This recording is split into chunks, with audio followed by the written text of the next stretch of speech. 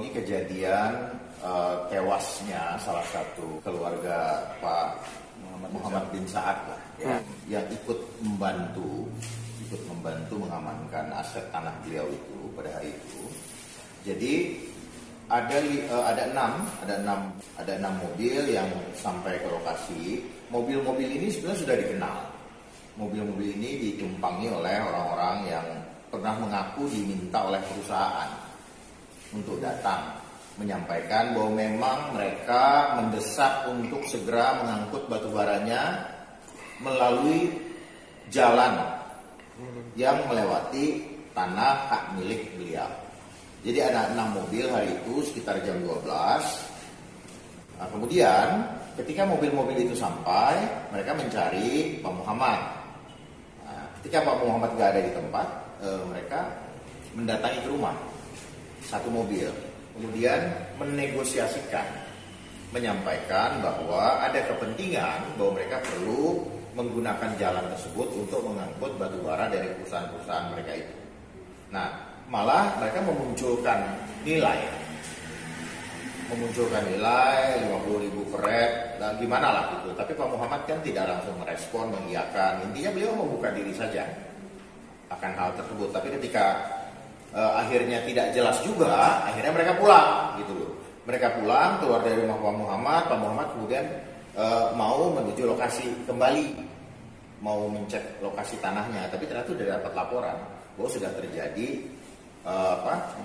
aksi penyerangan di area tanah itu. Nah, sampai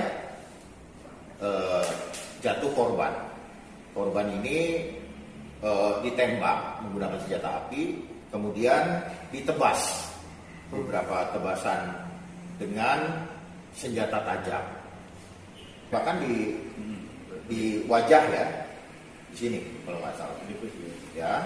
Kemudian di kepala bagian kiri, ya, di leher, ya. Itu yang saya pahami ya, dapat laporan dari rekan-rekan kita juga ada di lapangan.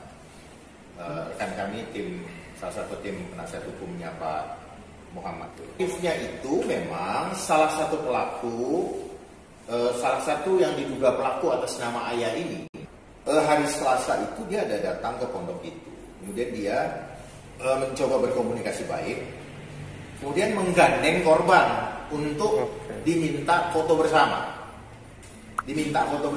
Dan korban ini orang biasa-biasa aja gitu. Nah, jadi dia minta foto bersama. Nah, hari Rabunya baru kejadian. Menurut keterangan saksi-saksi yang tadi malam sebelum memberikan keterangan di kantor Polres, kami kan memang sudah sharing sama saksi-saksi kami itu bahwa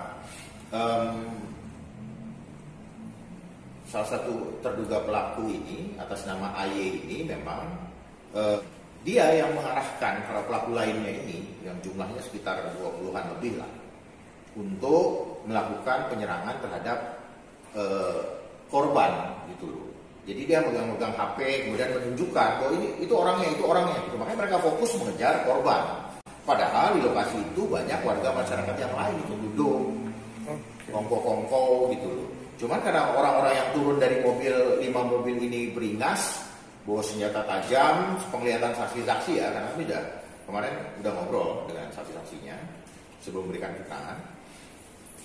Ketika mereka beringas, ya masyarakat itu pada lari semua. Nah, tertinggallah korban ini.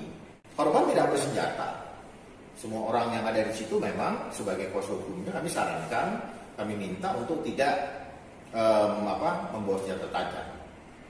Nah, jadi mungkin karena tidak bersenjata, kami tidak tahu juga ya, mungkin karena sudah diidentifikasi lebih dulu oleh para pelaku melalui foto bersama tadi, melalui handphone, makanya mereka yang banyak itu fokusnya ke korban.